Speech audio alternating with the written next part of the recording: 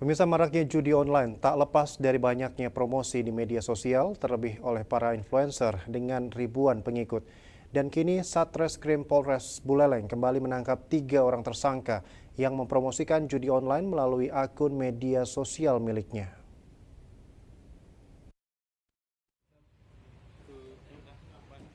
Ketiga tersangka yakni NLW asal desa Pakisan Kubu Tambahan, KAC dari desa Sambangan, serta tersangka ketiga nama samaran Bunga yang Jadi mempromosikan keberhasilan situs judi dari online Satreskrim Polres Drugslot. Buleleng telah Ketiganya berhasil mempromosikan mengungkap situs judi dan online yang menangkap berbeda 3 melalui orang media sosial pelaku Instagram. endorse judi online. Setelah penyelidikan yang dilakukan, tim khusus Kuak Ketiga Poleng Polres pelaku ini, Buleleng, para 2 tersangka yang orang masih berusia gadis 16 dan dan 5 20 tahun. mahasiswa dan 1 Untuk orang mahasiswa mempromosikan sebagai situs pelajar judi dan online mahasiswa tersebut, di bawah umur. mereka menerima bayaran Dapat kami rata-rata sampaikan Rp500.000 kronologisnya. hingga Rp1 juta Jadi per minggu kasus yang yang ditransfer pertama melalui dengan rekening dan dompet tersangka digital. berinisial KAC promosikan situs judi online melalui akun Instagram dengan pengikut kurang lebih 126.000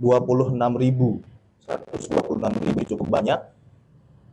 Dari tangan pelaku kita berhasil mengamankan salah satu barang bukti yaitu HP yang digunakan oleh pelaku untuk mengendorse judi online.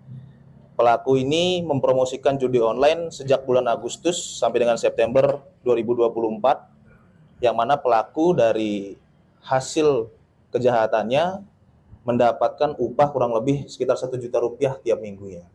Jadi cukup banyak, 1 juta tiap minggunya karena dengan jumlah followers yang cukup banyak.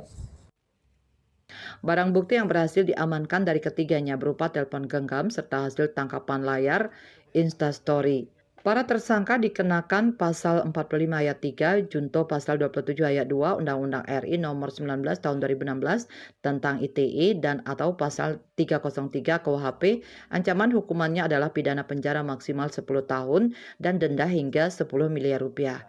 Karena pelaku masih berstatus pelajar, para tersangka tidak ditahan, namun mereka dikenakan wajib lapor seraya menjalani proses hukum yang berlaku. Yasri Yuli, Bali TV.